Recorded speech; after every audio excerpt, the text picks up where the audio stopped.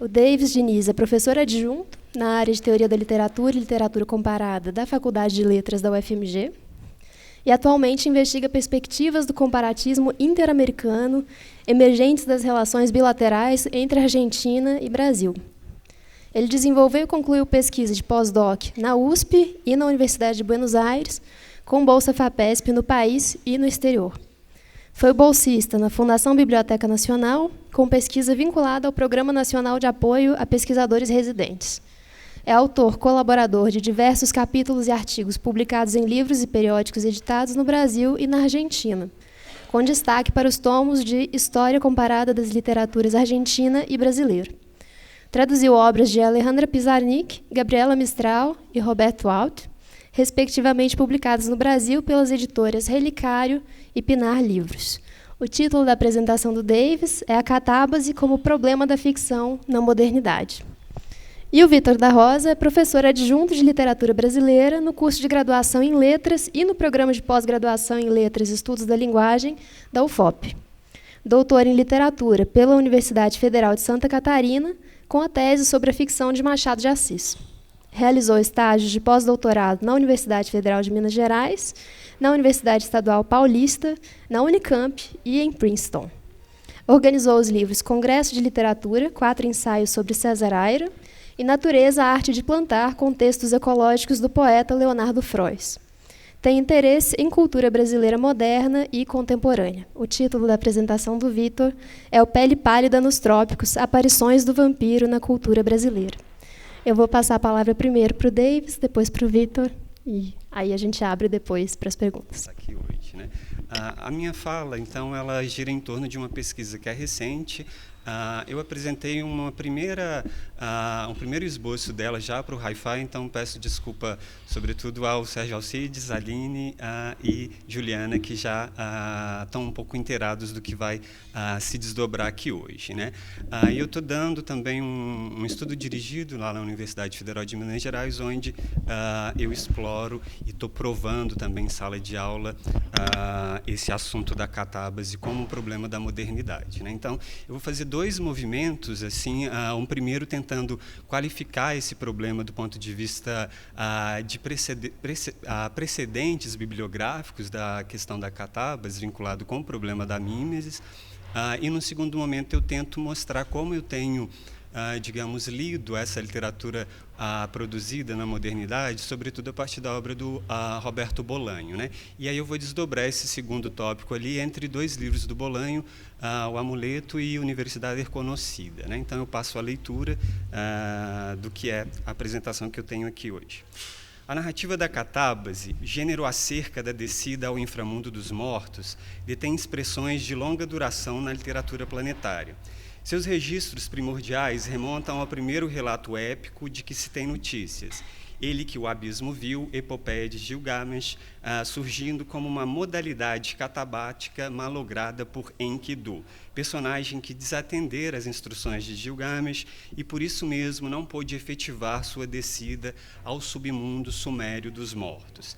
A catábase de natureza mal-sucedida, conforme é contada por Gilgamesh, ou em sua história, precedeu no tempo os textos homéricos, a jornada de Ulisses pelo Hades e os relatos de origem bíblica, o retorno de Lázaro no Evangelho de Lucas e também a subida de Jesus após ter descido ao Hades, conforme os livros de Efésios, Atos e o livro de Pedro. Essas figuras arquetípicas poderiam ser acrescidas ainda do livro República de Platão, onde a catábase readaptada dos mitos órficos pitagóricos simbolizou a jornada do filósofo aprendiz em direção à Aletheia, bem como da reconfiguração catabática emergente do livro 6 da Eneida, de Virgílio, até ressurgir reformulada na perspectiva aristotélico-tomista do inferno de Dante Alighieri.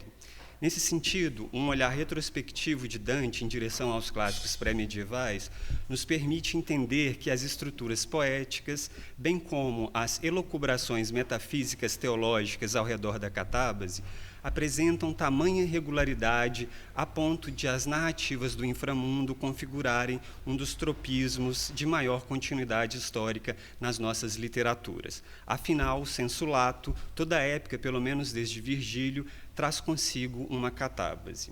Mas a continuação do gênero catabático está longe de ser uma manifestação sem historicidade e, sobretudo, apenas um lugar no âmbito da epopeia. Embora oriunda das primeiras teogonias, dos primeiros mitos terminais, depois consolidada nas épocas de fundação, a tradição catabática, profícua nas literaturas clássicas e medievais, emergiu em outros gêneros e temporalidades típicos da modernidade.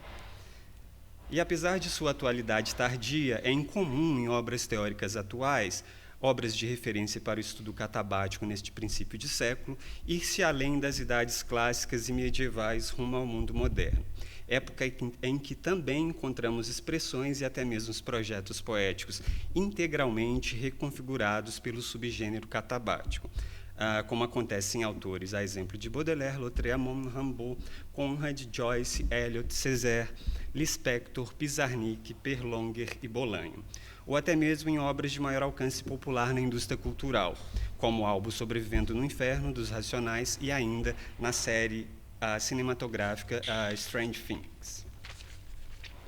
Diante das reincidências, portanto, considerando a contemporaneidade do assunto catabático, proponho-me as seguintes questões que debaterei aqui hoje com vocês.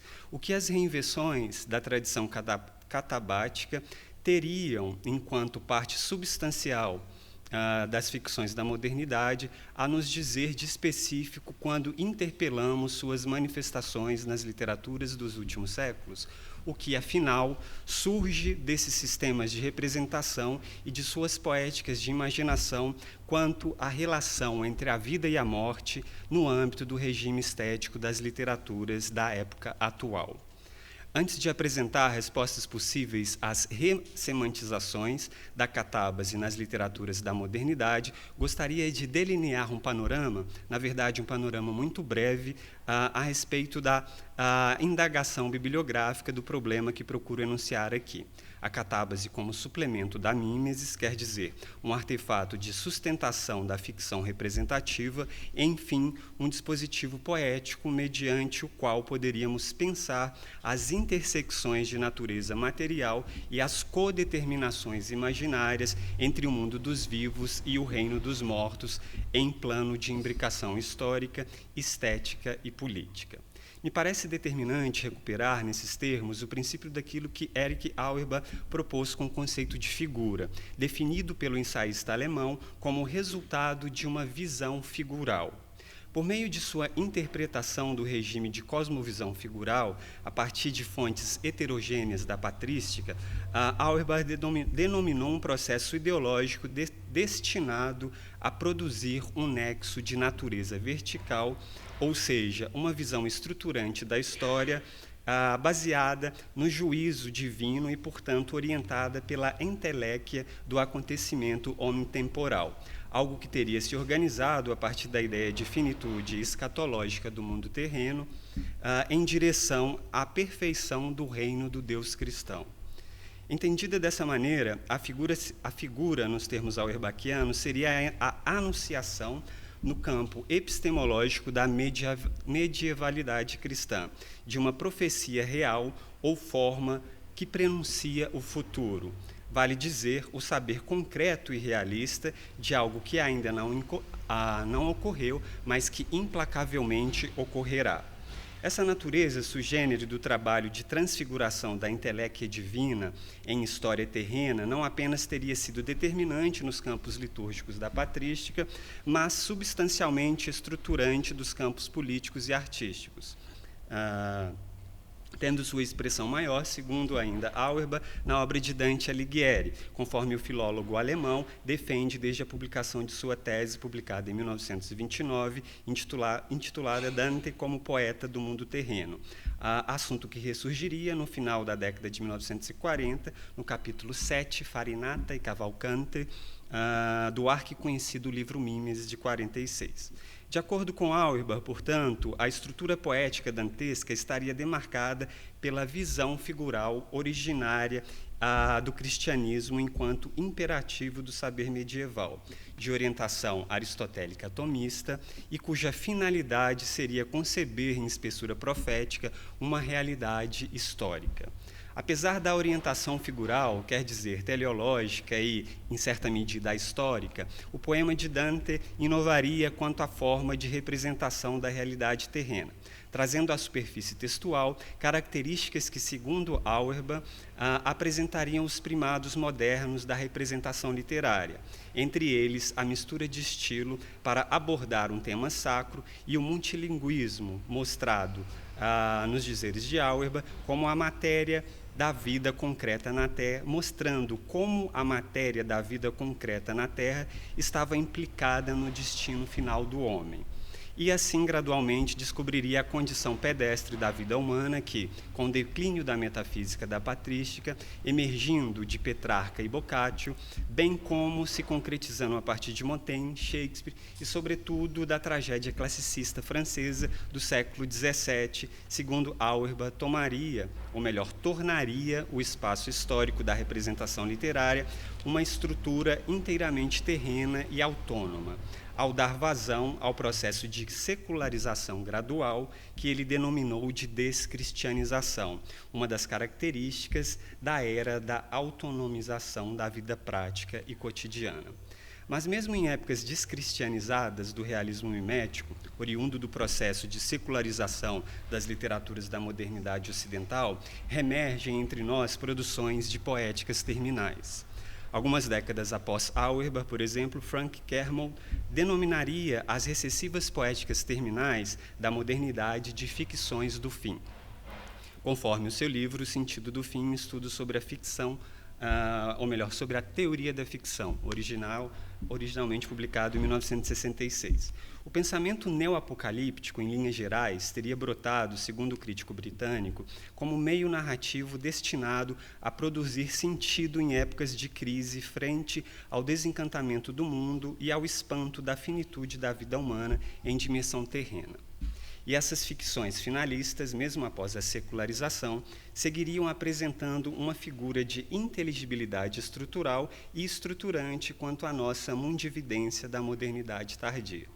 Kermode sugere que a característica da crise de historicidade moderna, então, teria substituído a perspectiva Kermode sugere que a consciência da crise da historicidade moderna, então, teria substituído a perspectiva escatológica pronunciadora dos eventos terrenos, isto que em Auerbach denominaríamos de visão figural.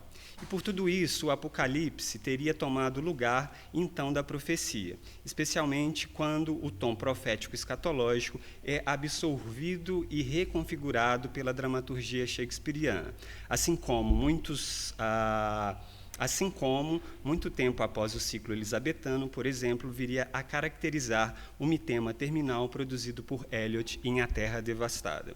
Agora bem, o que este arco de ascensão, declínio e ressurgimento revisionado da interpretação figural, enquanto suplemento da mímesis, teria a nos dizer com relação às especificidades do regime catabático quanto à sua traslação do mundo antigo para o mundo contemporâneo? Eis o que gostaria de interpelar aqui hoje a partir da pesquisa ainda em andamento que tenho levado adiante acerca da catábase como problema da ficção na modernidade. Em primeiro lugar, entendamos, conforme os exemplos bibliográficos precedentes, que as narrativas catabáticas, sejam elas concebidas em contexto da mitologia pagã, determinadas, então, pela ahistoricidade cíclica, sejam elas, por sua vez, provenientes de contextos da cosmovisão cristã, marcadas, então, pela ahistoricidade de uma inteléquia unilinear, surgem nas temporalidades daqueles outroras, organizadas por uma determinante escatológica inegociável, a despessoalidade do indivíduo heterodirigido, a finitude e a efemeridade do plano terreno. Em segundo lugar, considerando-se as argumentações que se colocarão daqui por diante neste texto, as poéticas catabáticas da modernidade, elaboradas em contexto não figural, isto é, não mais sob o nexo vertical, e sim consciente do processo de descristianização, da historicidade, da horizontalidade historicista, enfim, da suplantação da figura profética pela figuralidade apocalíptica, tendem a se realizar não mais no plano tomista dantesco, quer dizer transcendental, e sim em plano imanentista. E disso resultará que, já não mais interditados pela visão figural, e sim determinados pelo imanentismo tipificador da catábase moderna, o mundo dos vivos estaria se coadunando com o reino dos mortos na mesmíssima espacialidade do nosso terreno. Digamos que essa seria a hipótese que eu estou tentando ler aqui. A proposta do meu estudo, portanto, é considerar uma inflexão dessa natureza a partir das relações entre as obras citadas acima, e que reescrevo aqui para lembrá-los do corpus literário com que começo a trabalhar. Os franceses Baudelaire, Lautréamont, Rimbaud, os britânicos Conrad, Joyce, Eliot, e as literaturas e os latino-americanos Aimé Césaire, Lispector, Pizarnik, Perlonger e Bolaño. Obviamente, o tempo de que disponho, mas sobretudo o momento atual desta pesquisa incipiente, são limitações que não me permitirão considerar tudo isso aqui hoje, mas me permitam pelo menos explicar o princípio organizativo deste corpus literário, os modos como tenho tentado abordá-lo em minha pesquisa, e, por fim, localizá-los em relação à minha hipótese de estudo da inflexão moderna da catábase por meio da leitura que faço da obra do escritor chileno Roberto Bolaño. Voltando à tríade francesa, procurarei entender como o recurso à catábase contribuiu para a construção do horror enquanto forma para o sublime típico da poética decadentista francesa do século XIX. Por sua vez, com Conrad e Joyce, procurarei entender a catábase como imaginário e crítica do colonialismo decimonônico, em Coração das Trevas, em A Terra Devastada, de T.S. Eliot, considerarei a espectralização da condição humana na Londres do pós-guerra. Em Césaire, por sua vez, abordarei a catábase como recurso de revisão histórica do processo de retorno ao país natal, Martinica, e as ressonâncias da espectralidade humana e da mortandade terceiro-mundista no período pós-colonial. Finalmente, em Lispector, Pizarnik e Perlonger, assim como em Bolaño, interpelarei, caso a caso, o expediente poético da catábase como representação mimética do estado de exceção e da necropolítica no contexto das ditaduras civil-militar do nosso subcontinente. Vejamos, por agora, neste tempo que ainda me resta, a questão catabática produzida na obra de Roberto Bolaño. Considerarei a novela Amuleto, de 1999, e ainda uma série de poemas dispersos em obras variadas e que só tardiamente, em 2007, seriam reunidas na antologia La Universidade Reconocida. Me dê só um minuto para eu tomar um gole de água aqui.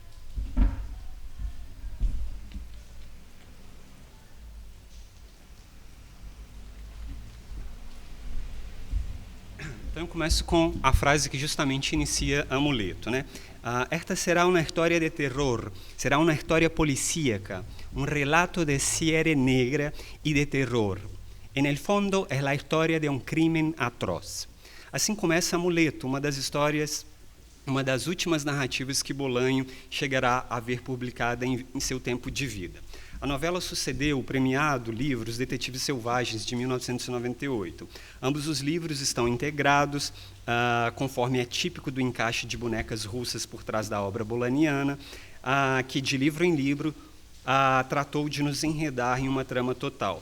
Amuleto provém de uma passagem antecipada na parte 2 de Os Detetives Selvagens, e de Amuleto devém o monumental 2666. Livro de livros, publicado postumamente em 2004. Antecipando-se por ali, conforme a profecia necrológica, a visão acerca de um cemitério olvidado debaixo de um párpado muerto ou nonato, isto é, a Avenida Guerrero, uma das principais vias urbanas da capital federal mexicana, convertida nas páginas do livro Amuleto em uma imensa necrópolis expandida.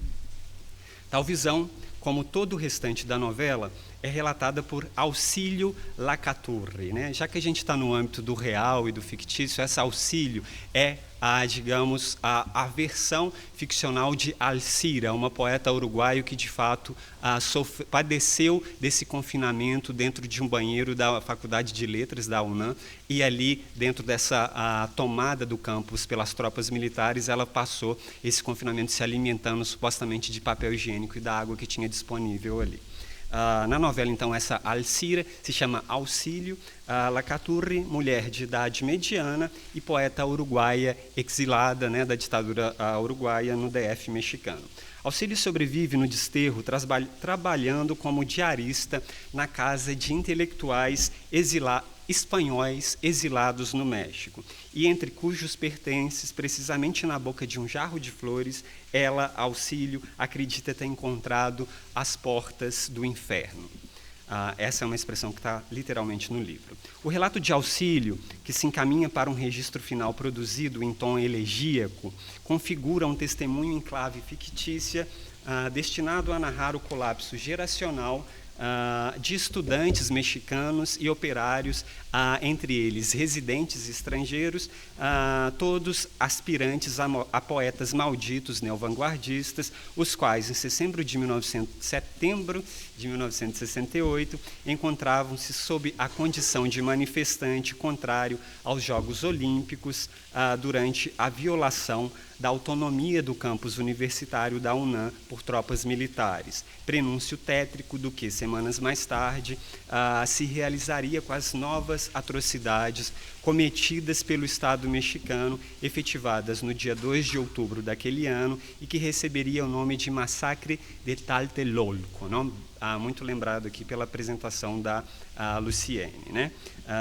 Na história contada por Auxílio, então, a narrativa embaralha camadas temporais, e com isso tece uma percepção nada unilinear do tempo e do espaço, mediante a disposição sintática peculiar estabelecida pela memória da narradora de Amuleto, bem como sugerindo uma forma de duração continuada para o estado de exceção. Cito um trechinho onde Auxílio vai fazer esse embaralhamento de eventos instauradores do estado de exceção e que vão gerar na ideia dela uma espécie de contínuo, né? El año de 68 se convirtió en el año de 64 y en el año 60 y en el año de 56 y también se convirtió en el año de 70 y en el año de 73 y en el año de 75 y en el 76, como si me hubiera muerto y contemplara los años desde una perspectiva inédita. Ainda ao longo dos 3 outros trechos mais avançados na trama de Amuleto, ressurgirá o subterfúgio ficcional da memorabilia historicista característica de Auxílio. E, juntamente com esse recurso, desponta um caótico deslocamento espaço-temporal, que é produzido a partir do interior do banheiro da universidade, onde a narradora se encontra confinada. E ela vai chamar esse lugar de uma espécie de nave do tempo, né? O perspectivismo temporal característico da narradora a encaminhará até os limites del dichoso año 2000, que não verei. Auxílio fala isso, né? Desse desafortunado ano 2000 que eu não chegarei a ver.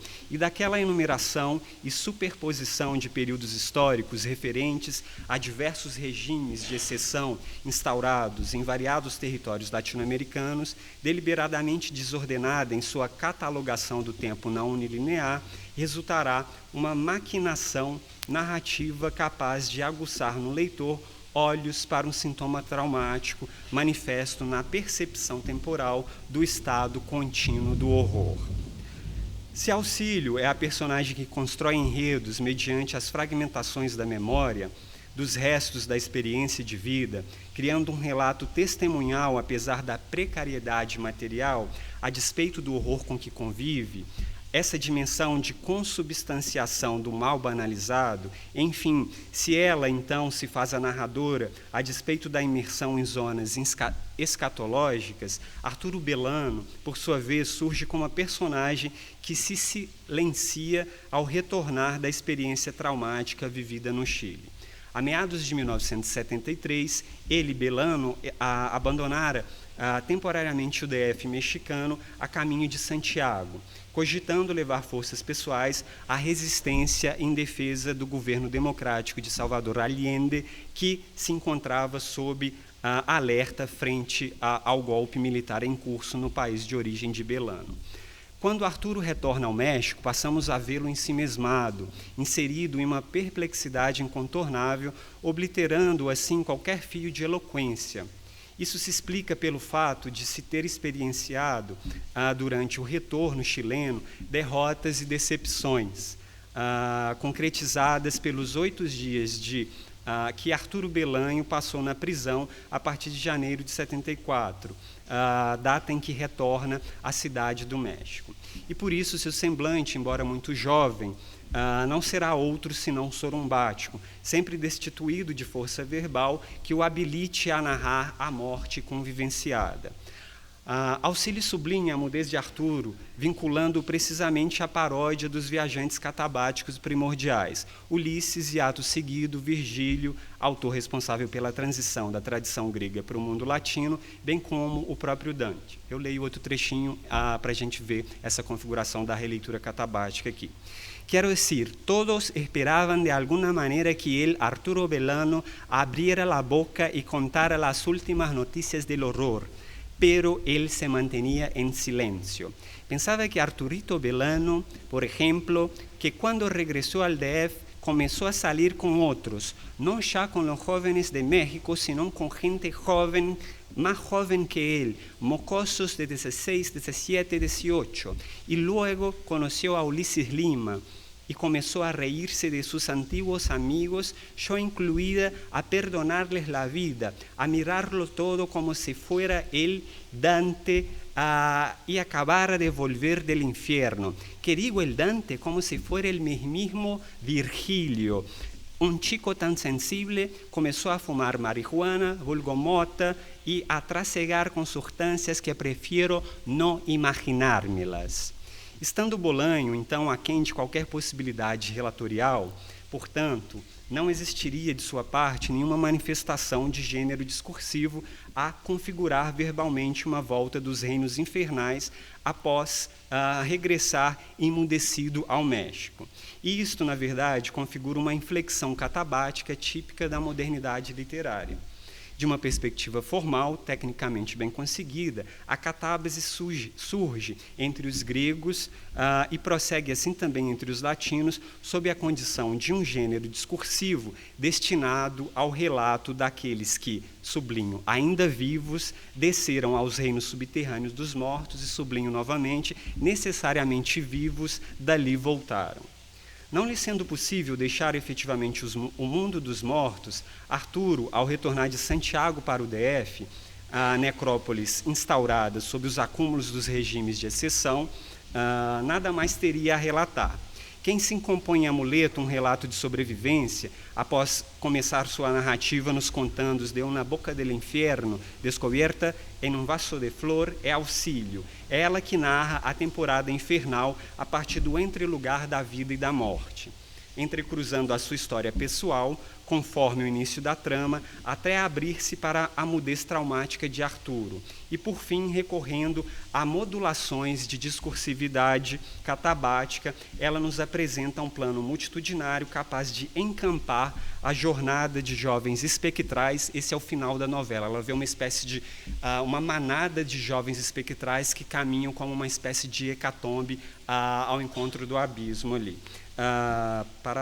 E, por fim, recorrendo às modulações da discursividade catabática, ela nos apresenta um plano multitudinário capaz de encampar a jornada dos jovens espectrais que cruzam o chamado, ora, de vale solitário ou então de vale da morte, enquanto todos eles caminham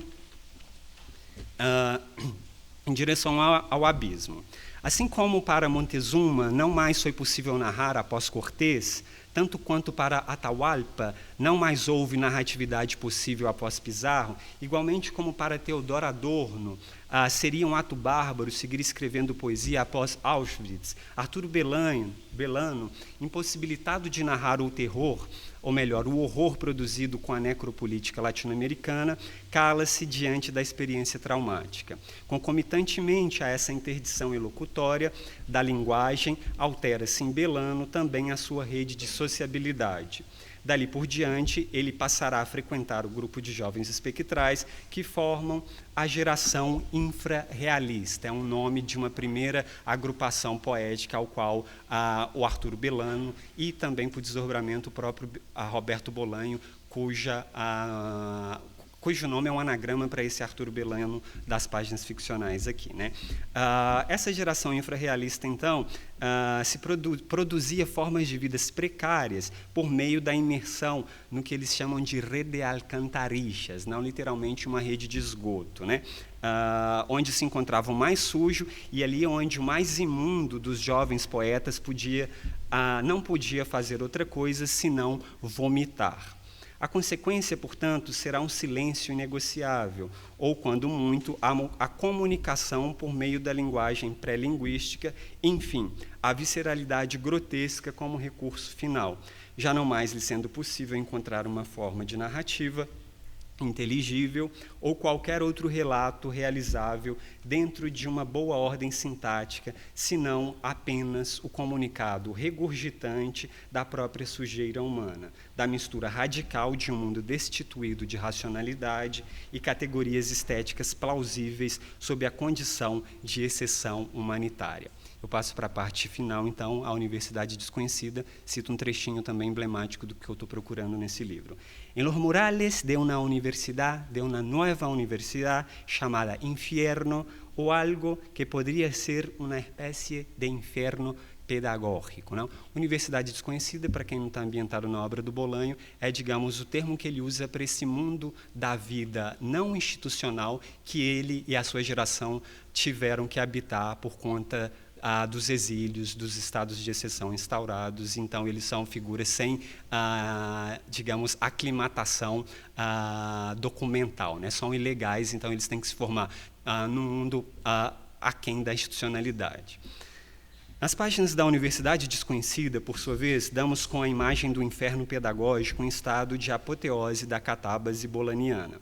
Essa ordem de pedagogia do inframundo, inclusive, veio a nomear um dos livros reunidos na Universidade Desconhecida, o quarto, de acordo com a ordem do índice atual, e que recebeu o título de En las salas de lectura del infierno.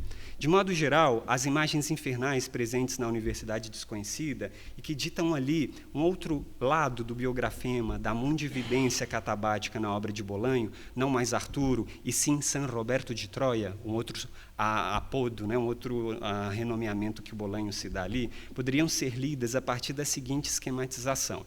Eu faço aqui, então, uma esquematização breve dessas passagens em que a imagem catabática surge ali. Inferno como equivalente à morte, à solidão existencial, ao medo, ao tédio, ao eterno retorno do horror como contínuo da história humana. Alguns trechos para que vocês se localizem ali, então, nessa proliferação da remissão à questão catabática, a questão de viver em condição terrena, equivalentemente à condição infernal. Né? Estos son los rostros romanos del infierno. Prefiero vivir lejos de todos, dije, no ser cúmplice, pero estos rostros contemplan aquello más allá de tu cuerpo, como la muerte, dije. Vete al infierno, Roberto, y recuerda que ya nunca más volverá a metérselo. En las salas de lectura del infierno, en el club de aficionados a la ciencia ficción, en los patios escarchados, con cigarrillo en la boca y con miedo. Esto podría ser el infierno para mí. El caleidoscopio se mueve con la serenidad y el aburrimiento de los días. Para ella, al final, no hubo el infierno. Vou saltar e aí segue toda uma catalogação aqui nessa tentativa de exemplificar essas questões. Caberia dizer ainda que as cenas bolanianas referentes ao inframundo, ou bem à condição de vida levada em tal dimensão adversa, esse ato de narrar em perspectiva terrena de convivência em longa duração do indivíduo vivente e resgatável e do reino dos mortos, ou seja, uma catábase de natureza imanentista e não mais transcendentalista, são acrescidas de imagens alternativas referentes ao purgatório e ao paraíso. Em outras palavras, me parece possível dizer que em Bolanho, distintamente dos precursores latinos ou clássicos, a catábase transfigura-se em um campo de imanência produzido pela assimilação do horror como regra do espaço público latino-americano. E, assim, acabará por bloquear qualquer evasiva metafísica, alinhando-se por tudo isso à tradição do negativismo determinante da poesia ocidental, desde Baudelaire, Eliot ou Drummond. Enfim, o nosso herói, na verdade, um anti-herói, não mais evadirá e sim permanecerá na perspectiva do inframundo, que passa a ser a própria condição terrenal. Desse modo, Bolanho estaria bem mais próximo, por exemplo, da Divina Mimesis de Pasolini que da Divina Comédia de Dante. Pois, como bem lembra Davi Pessoa, a ética de Dante, cito Davi Pessoa, é aquela que se dá da escuridão à consciência, cujo final feliz é o ápice da espinha dorsal. Aquela do Pasolini, ou de Pasolini, ao contrário, não é regida por uma condenação que conduz necessariamente à salvação. Fecho as aspas aqui da citação do Davi Pessoa. Num catálogo de uma mostra que teve em 2015 ou 2016, não me lembro exatamente, sobre a obra do Dante na Biblioteca Nacional, lá no Rio de Janeiro. É talvez por isso que Arturo, pelo menos na versão desta personagem, segundo as páginas de Amuleto, já não poderá construir um regime discursivo digno do testemunho da catábase. Afinal, ele não voltou do reino dos mortos ao deixar o Chile, entrecruzando latitudes centro-americanas até retornar ao México, país que enfim concretizara, a partir de Amuleto, a perspectiva neoapocalíptica enunciada logo mais nas páginas de 2666. Portanto, voltando às latitudes mexicanas, Arturo não se encontraria efetivamente fora do inframundo dos mortos que se lhe revelara em Santiago, e sim estaria potencialmente inscrito na visão terminal de uma necrópolis em processo de expansão terrena. Viver dentro do estado, ou de um estado de horror contínuo, é, por tudo isso, uma situação obstacularizante das possibilidades formais para o relato catabático clássico, ou mesmo da catábase em sua feição dantesca. A política da morte, conforme a dimensão do real, que enseja os relatos de Roberto Bolanho, torna-se parte constitutiva do mundo da vida. E, dessa maneira, considerando a tese de Achille Mbembe, poderíamos dizer que também na catábase bolaniana, a necropolítica passa a ser o nomos do espaço público. Toda a obra de Bolanho escreveu-se ao redor deste tipo de problemática e desse tipo de projeto de ficção. É uma mímese dos imaginários que concernem as regiões infernais, como qualquer outro relato catabático, mas ela desponta parodicamente circunscrita na dimensão pedestre de nossa realidade histórica. Bolanho permanece, por todas essas questões, um dos mais eloquentes poéticas do inframundo latino-americano. Essa latitude planetária, que vem servindo ao imaginário europeu desde a medievalidade tardia até os inícios da Era Moderna, conforme se lê na transição dantesca do inferno para o purgatório e, sobretudo, nas inúmeras fontes coligidas por Sérgio Buarque de Holanda no livro Visão do Paraíso. No que diz respeito à localidade da montanha purgatorial, que, brotando do hemisfério sul, em oposição ao norte edênico da cristandade latina, separava o paraíso terrestre das nossas regiões abissais. O mundo inferior dos mortos, na mímese catabática de Bolanho e a Universidade Desconhecida, portanto, concretiza-se não mais na perspectiva de um mundo do além, mas sim nos reinos deste mundo, a cada dia mais parecido com a necrópolis expandida que se prognosticou de forma constelar nas melhores páginas de Roberto Bolanho. Era o que eu tinha para apresentar aqui hoje.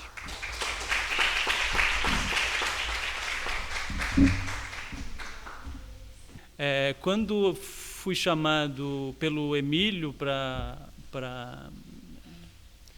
apresentar alguma coisa no seminário, eu fiquei pensando um pouco algum texto, algum trabalho que eu poderia apresentar, que eu não ficasse muito como um peixe assim fora d'água, mas agora eu acho que até com a apresentação do David eu acho que o meu trabalho de alguma maneira se conecta melhor com o evento, porque eu acho que inclusive começou o tempo ficou eu acho que as histórias de vampiro, elas de alguma maneira, eu acho que elas podem ser pensadas, né, dentro dessa tradição que você descreveu muito bem. Então, um pouco que eu pensei nesse trabalho, tentando de alguma maneira uma conexão com o evento também, por ser um trabalho que parte, de alguma maneira, de uma tentativa de pensar um recorte da cultura brasileira dos anos 60, até entrando nos anos 80, a partir de um certo quadro histórico, né, que seria o quadro histórico da própria ditadura militar, que ajuda um pouco a pensar esses objetos culturais, por um lado, mas também não explicam eles de todo, né? Então, quer dizer, o que eu vou mostrar é um trabalho que é uma coisa um pouco marginal assim no que eu estou fazendo, quer dizer, eu estou um pouco lendo e escrevendo sobre cultura brasileira nos anos 60 e 70 e comecei a me deparar com muitos vampiros, né? Eu não sou um vampirólogo, quer dizer, nunca me interessei muito pelo assunto, quer dizer, mas esse trabalho partiu um pouco de um dado até quantitativo, que quer dizer, me chamou a atenção, a princípio, a frequência com que os vampiros apareciam numa série, enfim, de experiências culturais desse período. Então, um pouco eu parei para olhar para essa produção e tentar pensar, enfim, alguma coisa ainda que modesta a partir dela, né? Então, um certo espectro, esse é um pouco assim um ponto de partida do texto, né? Quer dizer, certo espectro do vampiro ronda um conjunto de experiências culturais feitas no Brasil a partir dos anos 60, sobretudo, de Dalton Trevisan, Jorge Maltner, a Rita Lee, e, entre outros casos, até mesmo a Clarice Lispector. Pois a personagem Macabeia, né, para quem a tia contava, né, isso é uma coisa que eu não tinha me dado conta até então no romance, mas a tia da Macabeia contava histórias de vampiro para ela na infância com o intuito de castigá-la, né? E a certa altura da história, a Macabeia se olha no espelho e não se vê, né? É uma passagem muito rápida assim, do romance, mas que, enfim, ela é significativa. Em maior ou menor grau, nas mais variadas linguagens artísticas, e mesmo em programas televisivos, como Bento Carneiro, o Vampiro Brasileiro, né, de Chico Anísio, um programa da televisão já dos anos 80, imagino que alguns de vocês tenham visto muito, e outros não eram nem nascidos ainda nessa época, mas tem uma série de registros no YouTube. Então, ao longo de pelo menos uns 20 anos, essa presença insistente de variados tipos vampirescos chama atenção, de algum modo, e faz pensar por que tantos escritores e artistas passaram a mobilizar tal figura para dizer algo da dinâmica do país, do lugar da arte, ou mesmo de novas condições sensíveis ou existenciais, que é algo que está muito presente também no texto do David, né? A coincidência histórica, então, eu acho que... estou falando. Eu não estou querendo invocar vampiro aqui, né? Mas a coincidência histórica com o período da ditadura militar, por um lado, ela não parece trivial, né? Um dos grandes estudiosos do Drácula, né, do Bram Stoker, que é um crítico inglês chamado Leonard Wolff, ele nos ensina que os vampiros costumam aparecer, afinal, em qualquer lugar onde tenha sangue, né? Quer dizer, os vampiros são atraídos pelo sangue. Ou seja, o clima sombrio, noturno e de horror geral do período da ditadura talvez pudesse lembrar dos clássicos góticos, sendo Drácula a síntese mais perfeita do mal. A esse respeito, nota-se ainda que nas antigas lendas de vampiro, né, o vampiro ele não começa com o romance do Bram Stoker, nas antigas lendas de vampiro, muito antes do romance do Stoker, e que, na verdade, inspiram o livro, nessas lendas, o personagem do Drácula era encarnado por um rei chamado Vlad III, né, que era um perverso torturador ainda do século XV, muito famoso pela técnica do empalamento. Por outro lado, tal coincidência desses vampiros com o período da ditadura não explica tantas manifestações e tantos pontos de vista díspares.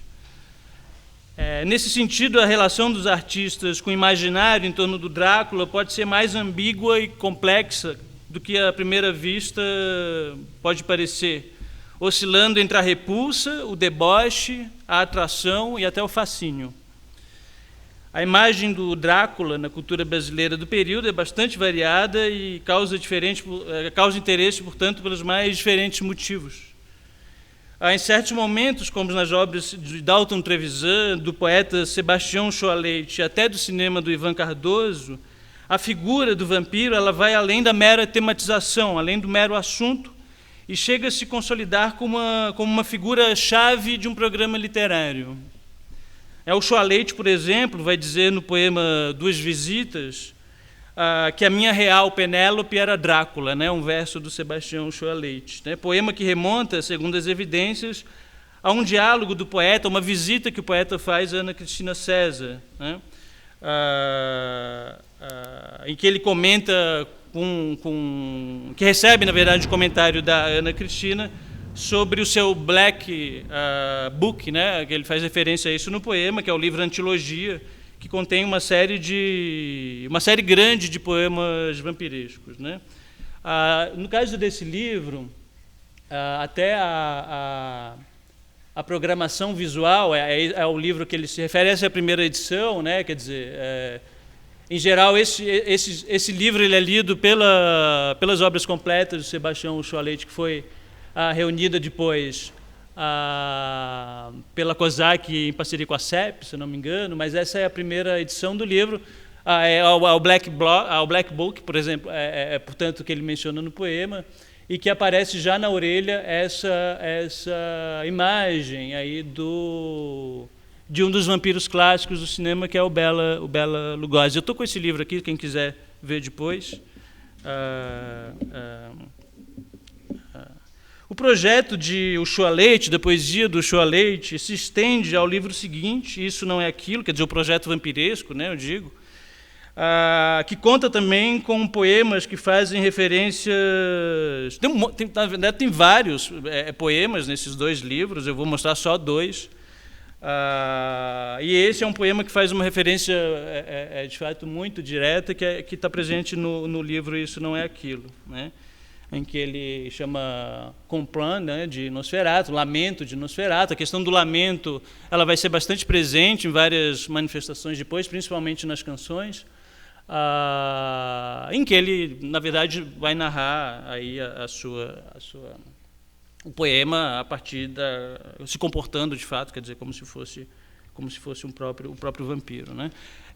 A crítica Viviane Bose, num texto recente, propõe que, no caso de Sebastião, definido por ela como um poeta vampiro, né, os dejetos serão alimento de sua poesia, né? Uma poesia que se dirige ao leitor sempre com muita hostilidade, né? A Flora Susekind, por sua vez, né, eles são duas grandes leitoras, né, do Sebastião Shoah Leite. Ela chama atenção para o procedimento parasitário, né, do poeta, né, cuja poesia sobrevive do sangue alheio, né, diz a Flora, né? O que se nota, por exemplo, no forte caráter citacional dessa poesia, né, mas também na temática do crime, que também é muito presente nos poemas de Sebastião, né? E nessa chave de leitura, quer dizer, você tem os poemas em que ele faz muitas referências diretas ao vampiro, mas até o poema em que ele visita Ana Cristina César poderia ser tomado também como, embora não faça referências tão diretas, poderia ser tomado também como um poema sobre o vampiro, né? Quer dizer, essa relação do vampiro que visita, né, a sua vítima, né?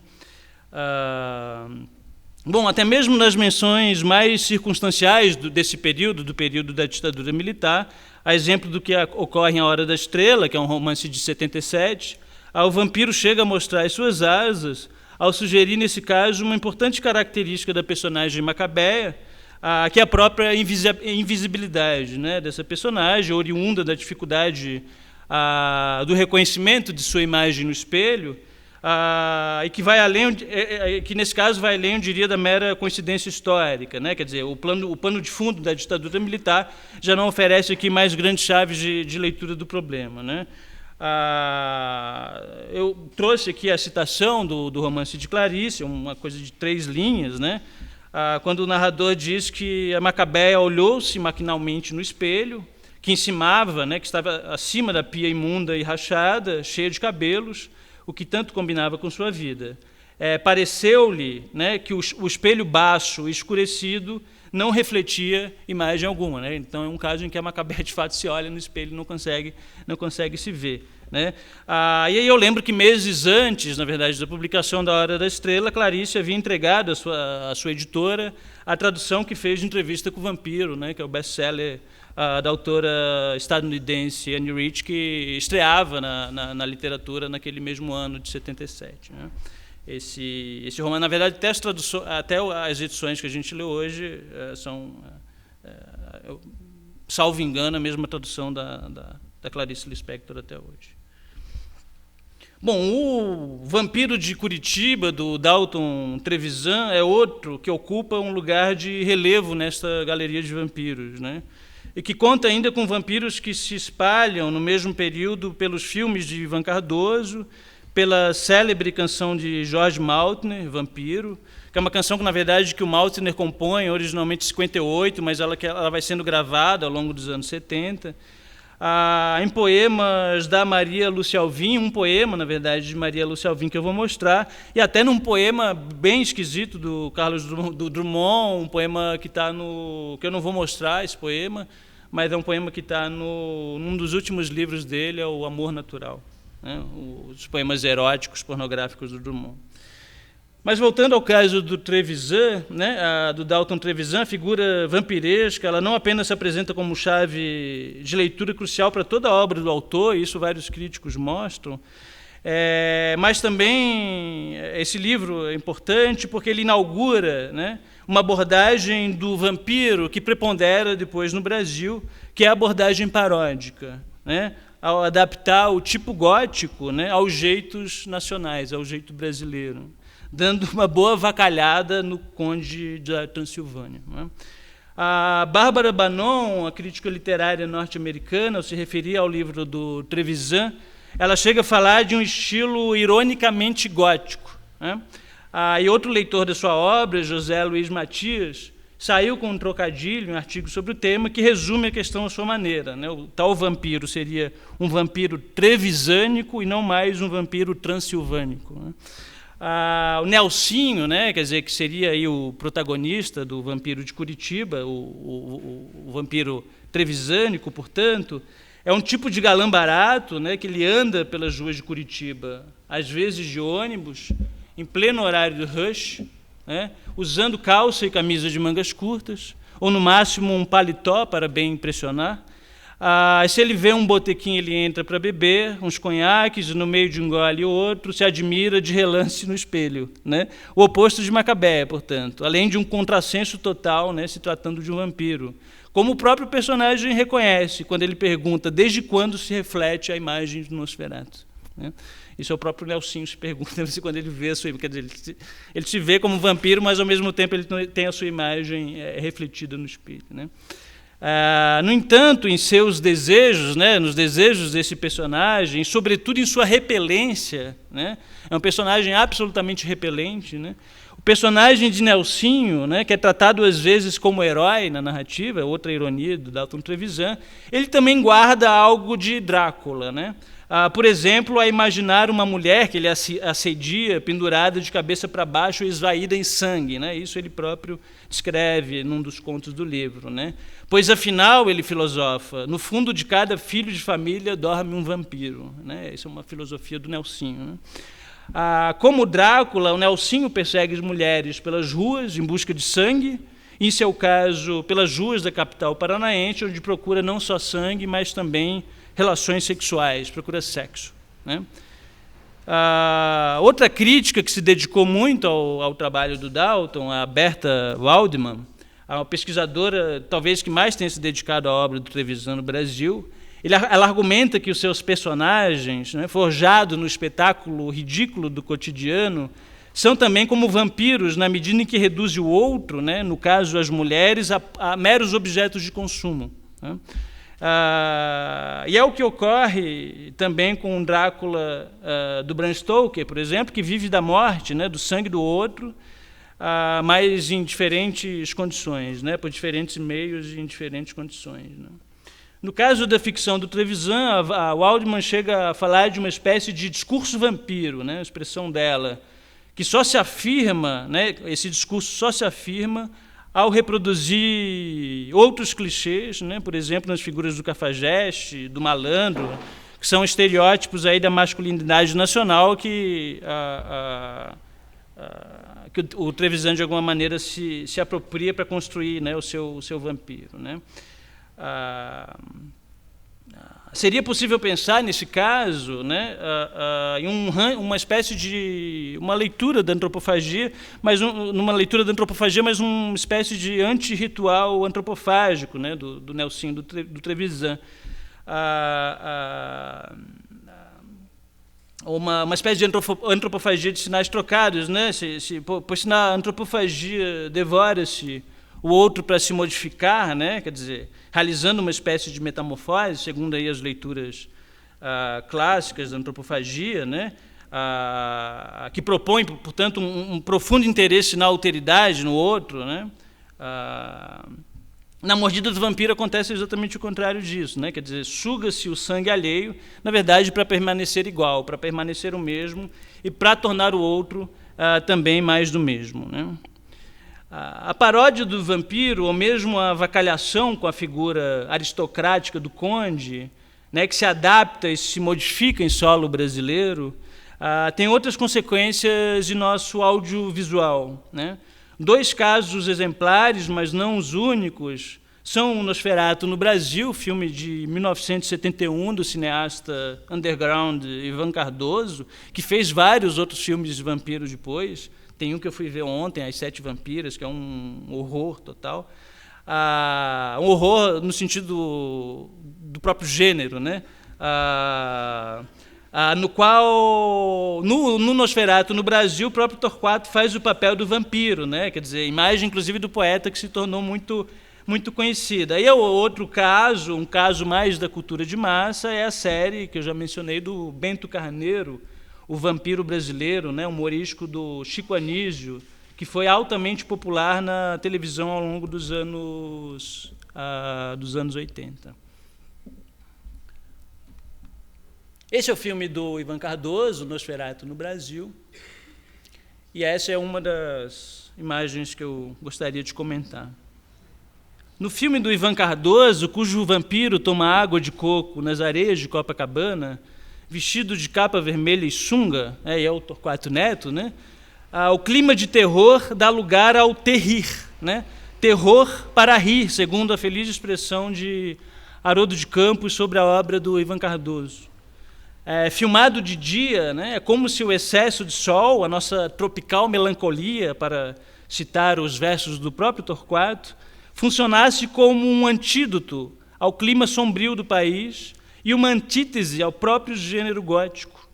Sendo o vampiro mortal pela incidência solar, né, como se sabe, o Ivan Cardoso buscou na poesia uma luz e explicou ao espectador logo no início do filme por meio de uma legenda piada, onde se vê dia, veja-se noite, né? Uma legenda muito conhecida, essa legenda, né? Quer dizer, então é uma legenda que ele já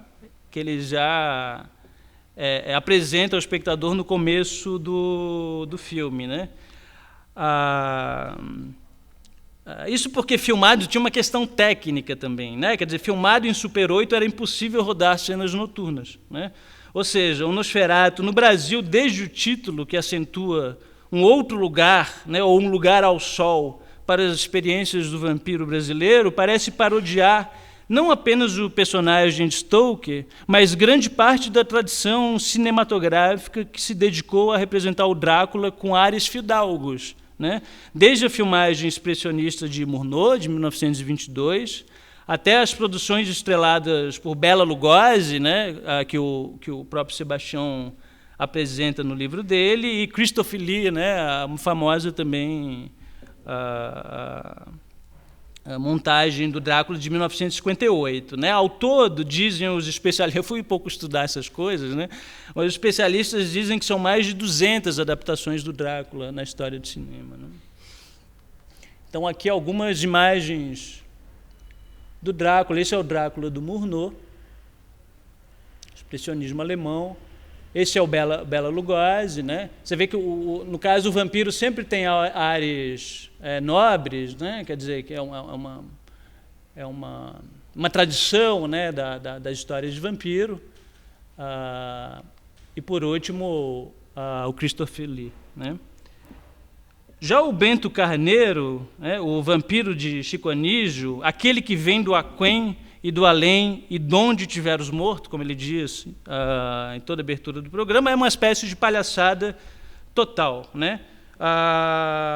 Com sotaque caipira, o Bento Carneiro procura assustar os desinfelizes, como ele diz, com sua presença macabra ou maligna, como costumava dizer, sempre tropeçando na norma culta. É uma espécie de caipira, né, o vampiro do Chico Anísio. Para começar, quer dizer, o Bento Carneiro é um falastrão, quer dizer, um personagem que fala muito, ao contrário do Drácula, que se define mais pelo silêncio, pela elipse, né? Se fosse para escolher uma figura de linguagem para definir o Drácula, isso vai estar muito presente nos poemas do Sebastião, por exemplo, a elipse seria essa figura, né? O Bento Carneiro, pelo contrário, ele passa o programa inteiro falando sem parar, né? Ele diz que tem superpoderes, né? Ele diz, por exemplo, seu querer é só embalançar a minha capa, mas vira motivo de chacota mesmo entre os mais mortais, né? Uma fala que eu achei, por exemplo, de um personagem que diz para ele: você vem com essa vassoura na mão, você com essa vassoura na mão está mais parecendo uma bruxa aposentada e coisas do tipo, né? Preguiçoso, Bento Carneiro, ele prefere sair andando do que desaparecer, né? Quando voa, ele é confundido com urubus e helicópteros. E, portanto, com a série de Chico Anísio, como se a gente entrasse com tudo nos anos 80, né? E as histórias de vampiro, né, parodiadas e seriadas outra vez, se repetem agora como uma espécie de piada de mau gosto.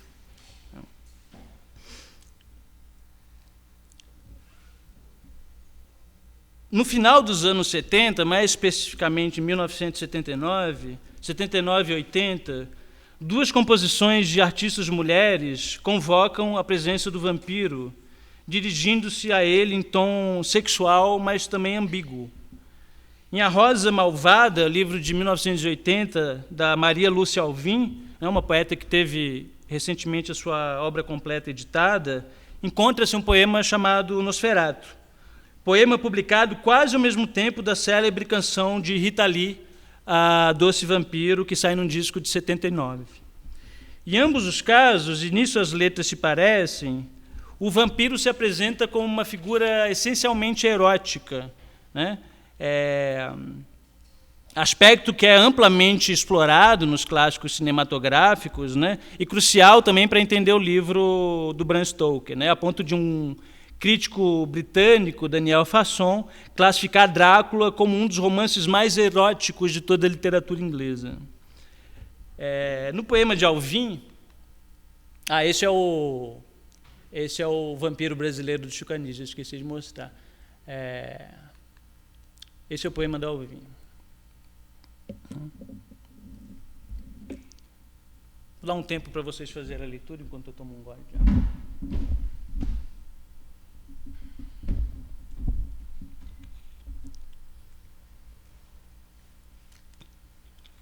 No poema de Alvim, o Nosferatu é descrito em 2 pequenos versos, né? Mas que dão conta do grande fascínio, né, que o personagem causa. Olho de vidro, dente de espada, sopro de guerreiro afeito à morte. Ele é enigmático, vigoroso e, de certo modo, virtuoso também. Afinal, ele é um guerreiro, como diz a poeta. Enquanto na canção de Rita Lee, que todos conhecem, as virtudes do vampiro são resumidas na sua pretensa doçura, que aparece desde o título, né, Doce Vampiro, o que não deixa de surpreender, levando em conta o histórico desfavorável do personagem. Mas se trata, nas 2 letras, de um erotismo com tintas românticas, ultrarromânticas, um erotismo ligado à morte, né, como já havia ocorrido com a canção de George Maltner, quando ele diz: eu cantando do teu lado a morrer, né, que Caetano gravou nesse mesmo ano de 1979 no disco Cinema Transcendental. Como eu disse, né, essa canção, a referência nas memórias do Maltner, que ela foi composta em 1958, mas ela vai sendo gravada, ela tem uma gravação no final dos anos 60, depois aparece num filme deles em Londres, mas a gravação mais conhecida é a gravação do Caetano de 79, né? E aí depois eles vão cantar juntos, etc. Né? É uma canção linda, né? O Vampiro de Maltner mereceria um longo comentário à parte, né? Inclusive por não se confundir com os demais. Ele é um vampiro ultra-romântico, auto-meditativo, reativo e lamentoso, com seu coração apaixonado. É um vampiro latino-americano também, há várias referências na letra, a própria língua, né? Ele canta várias partes da canção em espanhol, né? E um vampiro declaradamente bissexual, que destoa aí das outras representações, né? Ele diz que sugando o sangue dos meninos e das meninas que encontram, né?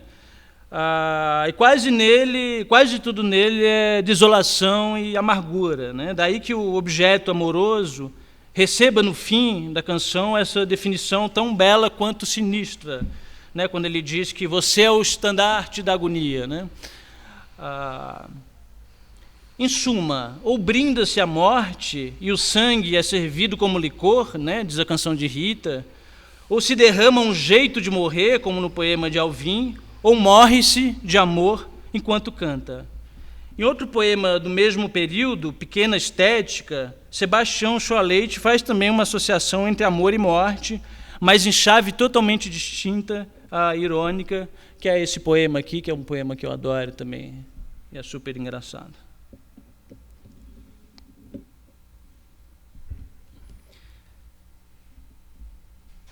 Não sei se Maria Lúcia Alvim conhecia música de Rita Lee ao escrever o seu poema.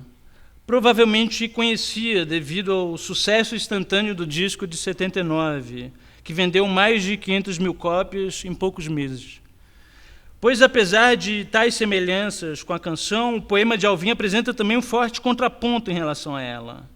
Se a cantora, por um lado, clama e deseja pela chegada do vampiro, no poema da Maria Lúcia, a vinda do Nosferatu, ela já aconteceu e foi mais para a amarga, para brincar aí com a doçura da canção da Rita, né? Não era bem isso que eu queria, diz o poema da Maria Lúcia. No entanto, ele veio, né? Quer dizer, 2 versos do poema. Não era bem isso que eu queria, no entanto, ele veio. De certo modo, as 2 letras representam as vozes das 2 heroínas do livro de Stoker, meio vampiras também, e que por isso se comunicam com Drácula por telepatia, enquanto Lucy reivindica para as mulheres, são 2 personagens ali, né, no romance do Stoker, Lucy e Mina, né?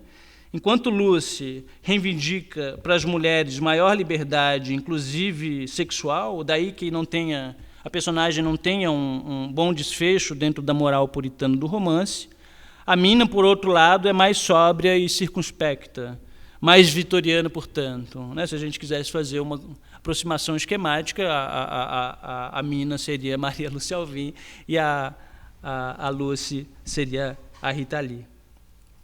No caso de Rita Lee, ela ainda chega a citar em sua letra, de modo direto, cenas específicas do romance. Quer dizer, isso é muito interessante no caso da letra da Rita Lee, porque ela de fato está fazendo uma leitura, né, do livro, né, ou da tradição, enfim, né. Por exemplo, o fato de que o vampiro ele não entrava em nenhuma casa se não fosse convidado, né? Isso é uma questão do livro, né? Do livro do Bram Stoker, né? Isso vai aparecer na letra da Rita, quando ela diz, vou abrir a porta para você entrar, né? E cita também a comunicação telepática que Drácula estabelecia com as suas vítimas, que a cantora explora não só em outra letra do disco, do mesmo disco, mas não a mesma canção, né? A gente faz amor por telepatia, um verso de mania de você. Mas ela também estabelece essa comunicação com um vampiro ao manipular um teremin antes do canto, em algumas performances, para invocar a própria presença do vampiro, né? Um instrumento que produz sons estranhos e que se toca sem contato físico. Eu vou pedir para o Cláudio colocar um trechinho, para quem não sabe o que é o teremin. Na verdade, é uma coisa que a Rita já usava desde os Mutantes, nos anos 60, e ela retoma o teremin numa performance Bom, há no período ainda muitas ocorrências de vampiros, às vezes bastante esdrúxulas, que são prova cabal pelo conjunto da extrema popularidade do personagem naqueles anos. O vampiro das caras, em canções meio trashes, como o vampiro doidão, atribuída às vezes a Raul Seixas, mas feita, na verdade, por Tucli Ganzé nos anos 70, e também em um rock do Jô Soares, chamado Vampiro, de 1963, composto e cantado por ele próprio antes de seu Jô, que todos conhecem.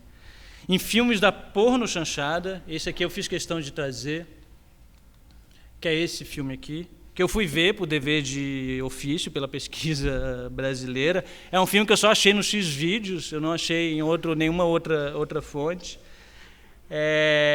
Na verdade, tem vários filmes da porno chanchada que vão usar a figura do vampiro, de alguma maneira ativando esse histórico erótico, né? E uma obra visual engraçada do Pedro Skosteg, que é esse objetinho que chama Vampiro de Rabo Preso, de 1968. E nesse poema quadrinho do Tavinho Paz, do livro Hambúrguer do Coração, de 75, na qual o homem pergunta a uma interlocutora em letras garrafais, que é esse aqui. Aqui essa é a capa do Lobão, né, que eu coloquei antes. Vida Bandida, de 1987, eu acho. E aqui eu não sei se vocês conseguem ver. Esse é um livro assim, é um livro típico da poesia marginal dos anos 70.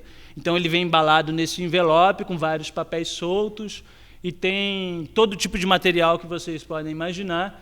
E um deles é uma espécie de quadrinho, esse aqui que está à esquerda de vocês, que é um homem que pergunta para uma mulher se você acredita em vampiro, né?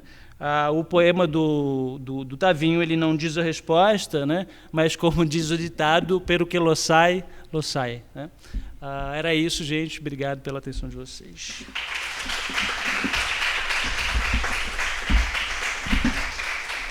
Interessante observar como nas duas, tanto a representação da catábase quanto a figura do vampiro apresentam essa persistência mesmo, né? São imagens e narrativas que conseguem ter uma maleabilidade representativa, uma amplidão de significações impressionante. No caso da catábase, o David citou Gilgamesh como um dos inícios e está vindo até a contemporaneidade.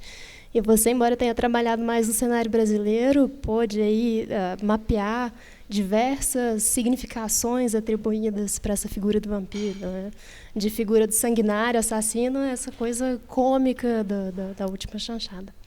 Bom, muito bom ouvi-los.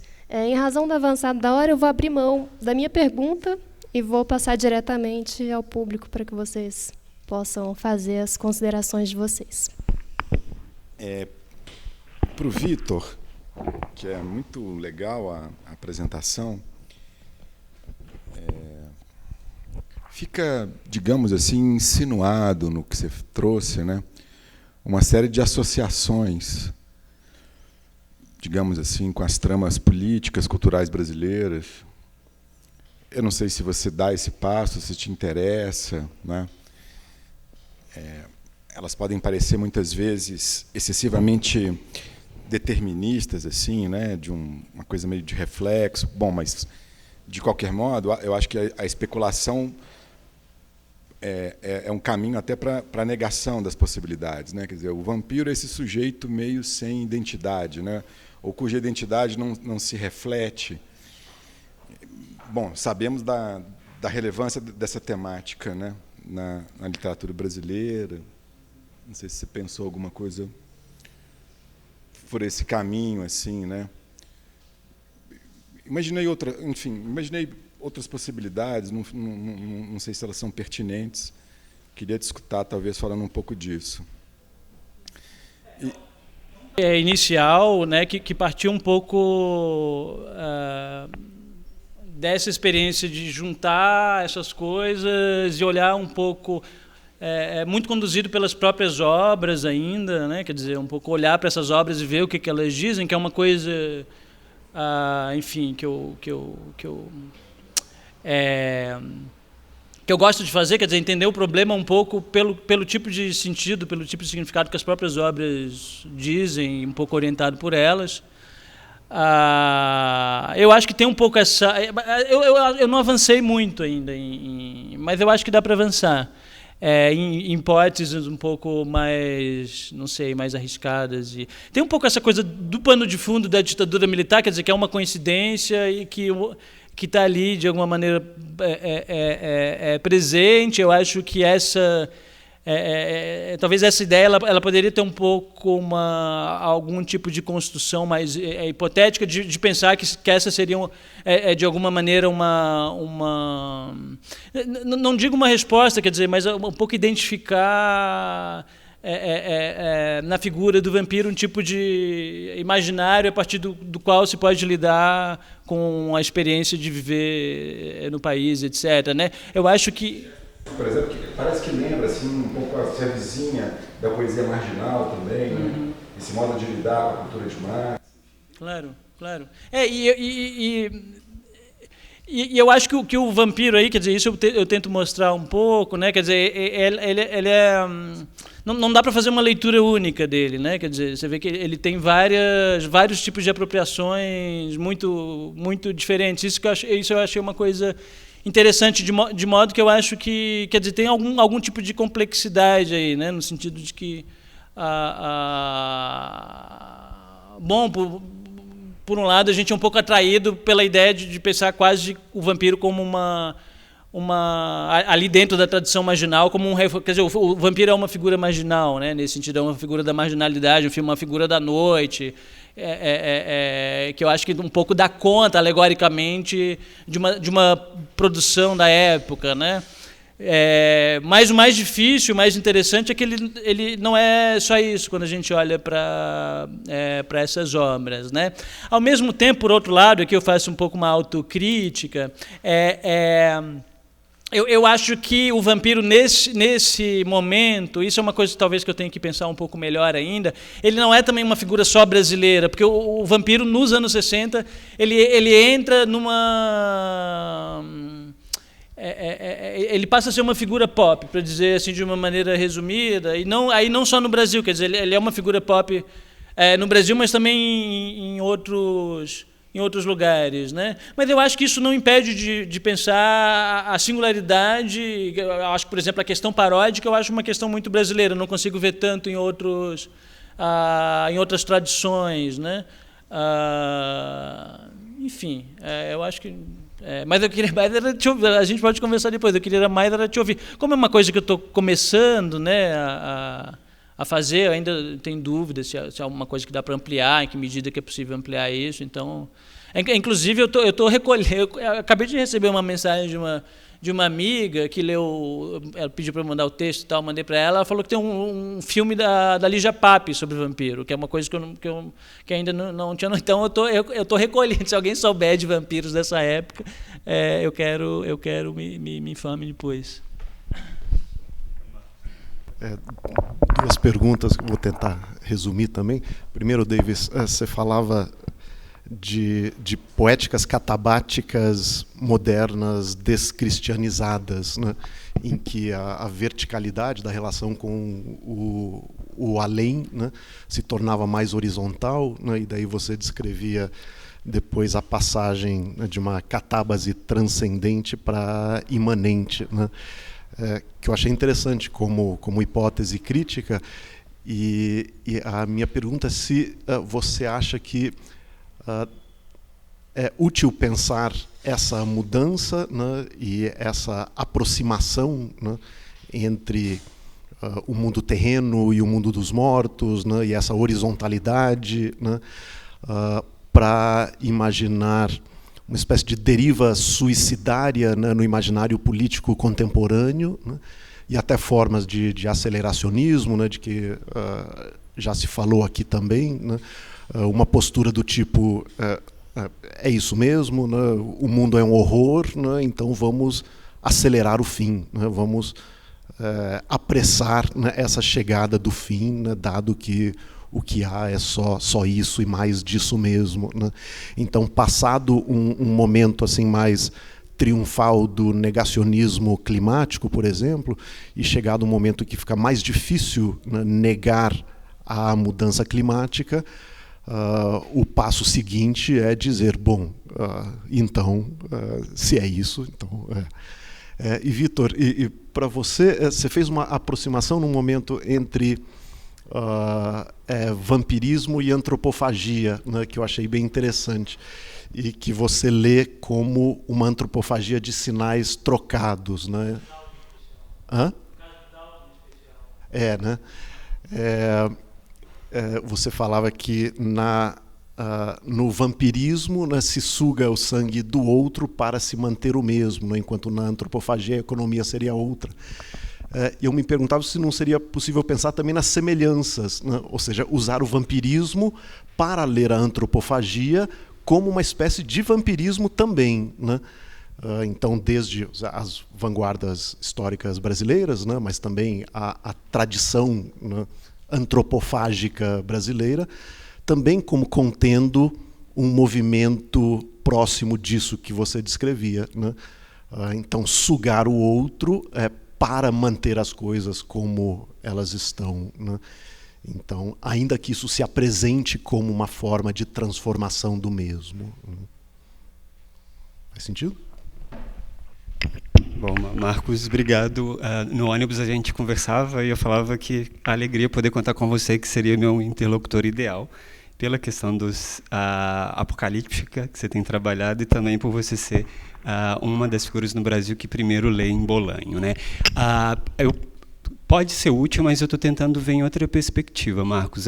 Numa versão mais estendida desse texto, eu tenho pensado a noção de intempérie, né, que está no Bolanho, essa vida em condições materiais desfavoráveis, que é uma espécie de conceito ficcional do Bolanho.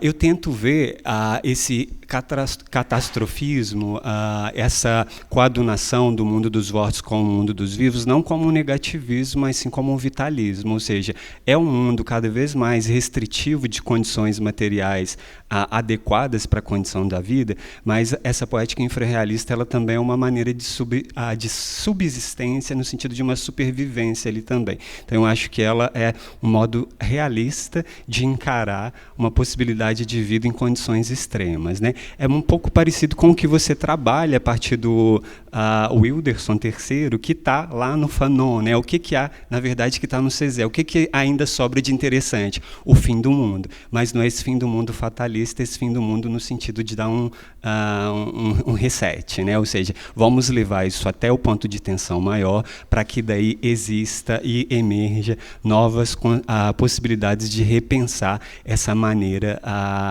de existir aqui. Acho que nesse sentido a gente poderia pensar, acho que foi você que falou do Mark Fisher, né? Então, eu não acho que é mais fácil pensar o fim do mundo do que o fim do capitalismo, nem dos estados de exceção. Eu acredito que o que o Bolanho está pensando para essa geração dele são frustrações de expectativa de enfrentar e de confrontar esse estado de exceção contínuo, né? Então, eu não estou buscando nessa catábase moderna um meio de complacência ou de legitimidade dessa intempérie, sim, na verdade, formas a partir da sarjeta, né, da rede de alcantarixas, ali como aparece, de lutar com o que há de mínimo, né? Então eu tenho tentado ver essa catábase assim, como algo que se produz no plano imanentista, um pouco parecido com o que o Césaire fala no Diário de Retorno ao País Natal, que o Fanon vai falar também no Pele Negra, Máscaras Brancas, e que por desdobramento para o caso da negritude o Wilderson também vai falar, né? Então não é um fim do mundo no sentido terminal, é o fim do mundo dadas as condições nas quais esse mundo atual se prolonga, né? Assim, então eu penso como o Césaire e como o Mark Fisher também, que é, digamos, um não aceleracionista, né? Digamos, quase que neotópico, para pensar com o Henrique aqui, né? Nessa necessidade de se revisitar as utopias, ainda que na precariedade, ainda que na intempérie.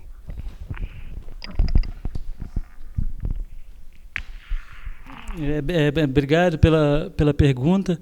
Eu não sei se eu tenho uma boa resposta. A princípio eu fiquei pensando qual que seria o ganho, né? Quer dizer, de pensar a antropofagia a partir da figura do parasita, né? A partir dessa figura parasitária. E por outro lado, eu sou meio fiel às leituras clássicas da antropofagia. Assim, eu acho difícil pensar a antropofagia fora disso. Talvez o problema seja esse, né? Um pouco assim, as leituras do Augusto, do próprio Eduardo Viveiros, né? Que vão ler isso a partir no Mármore e a Murta, por exemplo, enfim, nas entrevistas dos Viveiros, ele vai enfatizar muito isso, né, na leitura da antropofagia, que quer dizer que o indígena estaria interessado no outro pelo que o outro oferece como uma alteridade plena do outro, né, e, portanto, a antropofagia seria um ritual de metamorfose, quer dizer, se devora o outro, até, enfim, pelas virtudes e por aí vai, né. Eu acho que no caso por isso que eu pensei um pouco de sinais trocados, quer dizer, uma antropofagia de sinais trocados seria uma espécie de uma faceta negativa da antropofagia, talvez, né? Não sei. No caso do Dalton Trevisan, que seria ou talvez uma antropofagia adaptada à sociedade de consumo, né? Quer dizer, a sociedade de massa dos anos 60, né? Dentro do contexto enfim, da sociedade de espetáculo mesmo, né? Em que que passa um pouco por essa ideia de que não existe mais nenhuma de que o consumo seria, na verdade, a mediação entre o eu e o outro, né? Quer dizer, e nessa relação de consumo você não se implica. O que eu fiquei pensando mais é qual que seria o ganho de fazer essa associação. Até isso eu até queria te ouvir mais, né? Esse trabalho que você está fazendo, eu não sei, né? Eu estou pensando muito nisso porque eu assisti, sei lá, há 2 semanas atrás o Nosferatu do Eggers, né? Que saiu ano passado, tal. Eu gostei, assim, não gostei tanto, mas eu gostei. Mas aí eu fiquei pensando assim, né, que talvez um desdobramento do seu trabalho talvez fosse, não sei, resgatar uma figura ainda mais antiga do vampiro, né? Tipo assim, um vampiro muito mais ligado àquelas tradições meio tribais, ciganas, românia, né, tal, que o Eggers trata um pouco assim, né? Não, digamos assim, esse vampiro que se tornou pop, que é essa figura meio aristocrática, super homoerótica, tal, mas talvez, né, para essa leitura antropofágica que você está fazendo, talvez valha a pena, né, tipo, olhar um pouco assim a figura mais tardia do vampiro, né, na cultura europeia e tal, não sei. Não sei se falta. Eu mencionei ele, né? Ele ali, digamos, é um antecipado, assim. Não daria para falar pelo espaço do tempo, mas obviamente a obra do Bolanho, como a do Foster Wallace também, ela é essa obra imbricada como uma mise-en-abîme de si mesmo, né? Então, de certo modo, a questão tá ali na parte dos crimes, né? Que é toda aquela discursividade em estrutura forense de linguagem para revelar ou quantificar aquele feminicídio ali de Ciudad Juárez, né? Então, de certo modo, como eu fechei o texto ali, a obra do Bolanho, ela está ao redor disso. Se a gente pegar a Estrela Distante, que volta para o Chile, vai ter o submundo, né, onde de fato aconteciam as sessões de tortura nas casas civis ocupadas pelas tropas militares. Então a obra do Bolanho, digamos que ela é perpassada pelo assunto da catábase, e nesses 2 livros eles aparecem, digamos, resolvidos de uma maneira que é tecnicamente convincente, né? Você vê que ele está citado os primordiais heróis catabáticos, né? Então tem toda essa leitura ali, onde eu não preciso de torcer muito o texto. Então, por isso eu me concentrei em Amuleto e a Universidade Desconhecida. Mas, de certo modo, é algo que está em o 2666, né? A capa dele é um cemitério, né? Na edição original da Anagrama ali, então tem aquela visão da necrópolis, né? Então a gente sai da polis para viver uma necrópolis, como a Kylian Mbembe propõe o Nomos, ou seja, o arcabouço produtor da política, né?